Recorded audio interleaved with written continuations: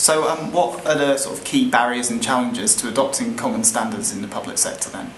Well, there's a whole variety of challenges that we face, frankly, at the moment, and this has been shown by the Eurostat survey, just the sheer diversity of practices that we have, ranging from just cash accounting in governments through to sophisticated accrual accounting. And then what you're looking at is a significant project management challenge and a change management challenge as well.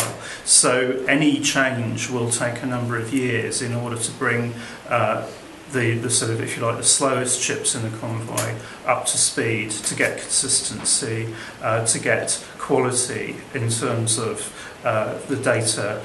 And then what we need is also to make sure that not only are accrual transactions reported, but actually that accrual is used to drive decision making within governments, because that's where the benefits will actually be derived from. Now, you mentioned the Eurostat consultations. I mean, like, what are the sort of specific challenges and barriers to a common set of accounting standards happening in the European Union? Well, the survey shows considerable divergence of views as to whether to go for accrual or not. There is a majority in favour of moving to accrual, but even within that majority there are different views about the route that should be taken and whether to base the future EPSAS reporting standards, as they're being called, on the international public sector accounting standards. And if that is the case, then the extent to which the guidance should be based on EPSAS. What are the implications you took away from the Commission report for IPSAS? You know, because it said a lot of things about IPSAS, the state of the standards. I mean, do you feel it was overwhelmingly positive about them, and what will be happening now to address those issues? Well, the survey showed a lot of different views about IPSAS as standards, and there are different views about whether IPSAS adhere too closely to IFRS, whether they address public sector issues sufficiently or not. There's no reason why that should be the case, given the process that IPSASB has for developing the standards. Then there are certainly differences of views about the oversight of the process.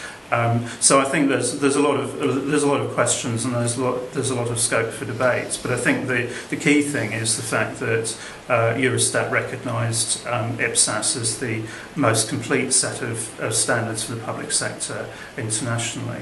Within the standard suite as it stands at the moment, there are choices over treatments that you can adopt for standards. So undoubtedly Eurostat will need to specify which alternatives need to be adopted. And there are also gaps within the standard suites. There's no doubt that IPSASB needs to address accounting for social benefits.